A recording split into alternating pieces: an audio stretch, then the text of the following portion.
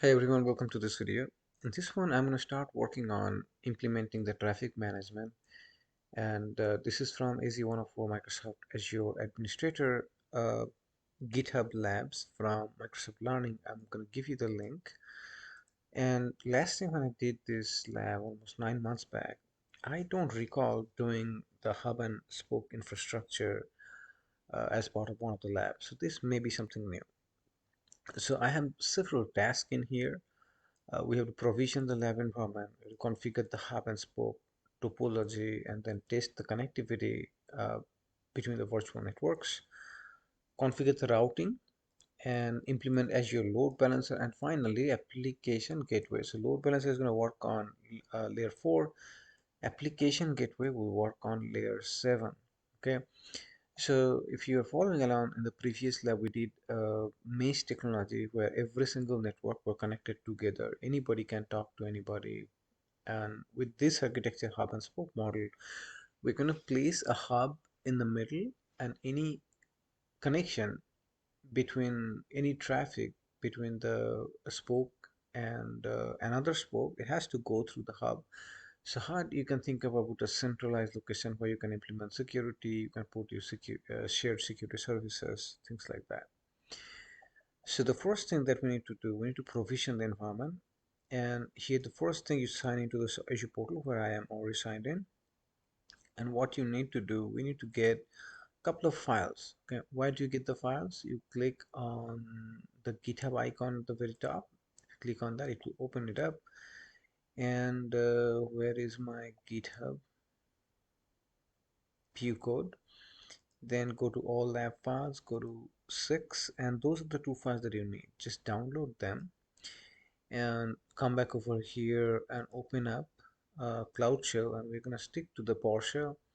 And what I have done, I've already downloaded and actually clicked on this button right here and uploaded those files in this environment already. So let's see if I do a ls here.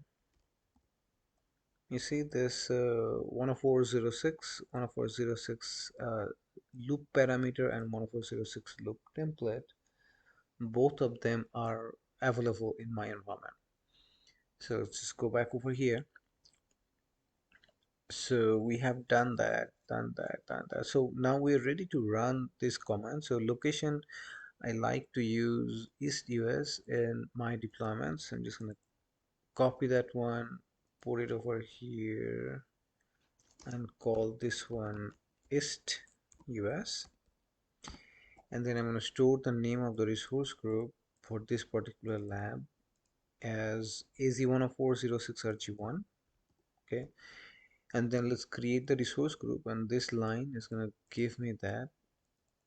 Okay, best, and hit enter. It takes just a second, so it's a succeeded.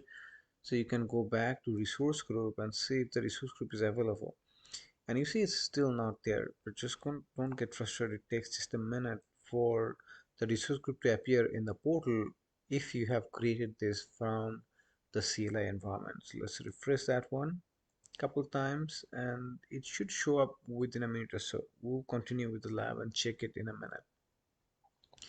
Now to deploy the template that we have, this is what we need to run.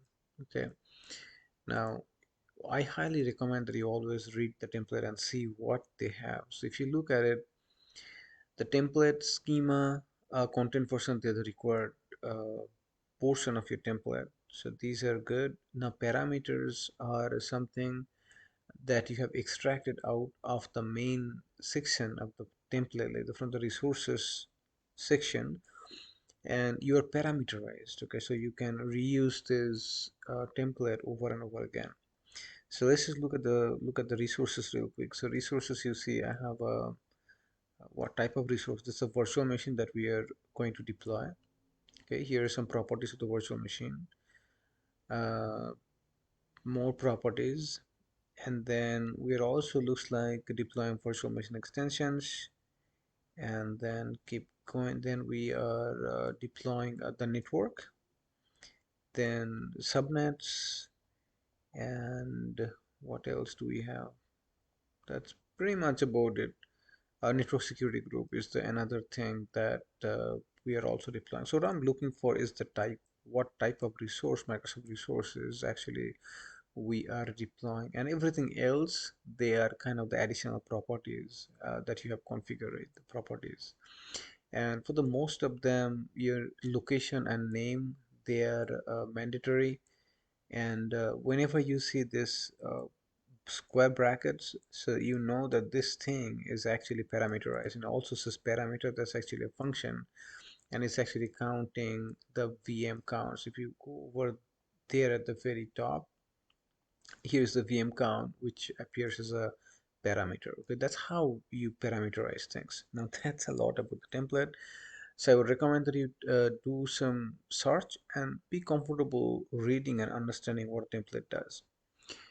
Coming back over here, let's just copy this. It's a very standard code how to deploy stuff when you have the template in the template and the parameters coming from the parameters. Okay, so that's easy, new easy resource group name, template file, and just hit enter, and that should start the deployment.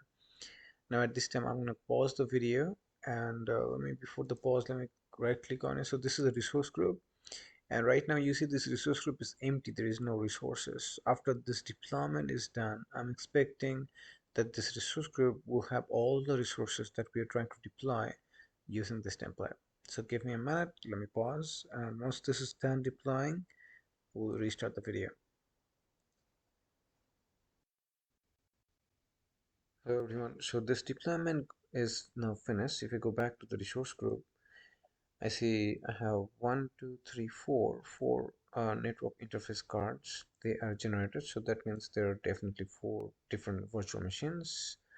So one, two, or maybe one virtual machine having two. No, there are four virtual machines in there. Okay, then we have network security groups. Let me actually make order by type. So you have four disks, each belongs to one of the virtual machines, four network interface cards. Looks like I have three network security group and not four. And then I have four virtual machines, and we have one virtual network. So let's just quickly take a look at this one.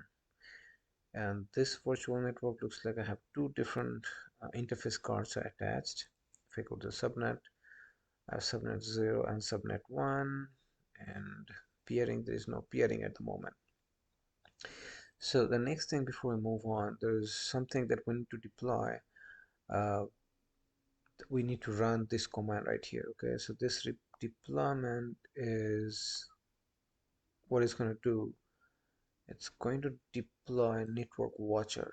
Okay, so let's just copy this one, and we have done this one. So this is the one that we're going to do. So this one, what it's going to do, it is going to deploy the network watcher as I said. Okay, so just copy this one, come back over here, let's see, paste this one, and let's see if that works, and hit enter. So here, so what it's doing is a VM extension. So there is the virtual machine extension for each VM, so that's a loop for each and VM names. So you are getting all the VM names by running this command, get Azure VM resource group name, resource group dot name. So that's how you are getting all the VM names, creating a list of it and putting it in here. Now you are going looping over that list, and you are installing your Microsoft Azure Network Watcher. Now that is required to collect active traffic. Okay, so now once this is done, we should be ready with our lab, and we will get started with the task 2 in the next video. So just give me another few minutes, and as soon as this deployment is done, we can move to the next one. Let me pause. This code is still running, and if you see that I'm getting back the OK message, so I think it will go just fine, and add this network watcher to all four VMs. And sure, I'm going to end the video now, and let's just meet back in the next video where we're going to start configuring the hub and spoke network technology based on the design that we have at the moment. Thank you.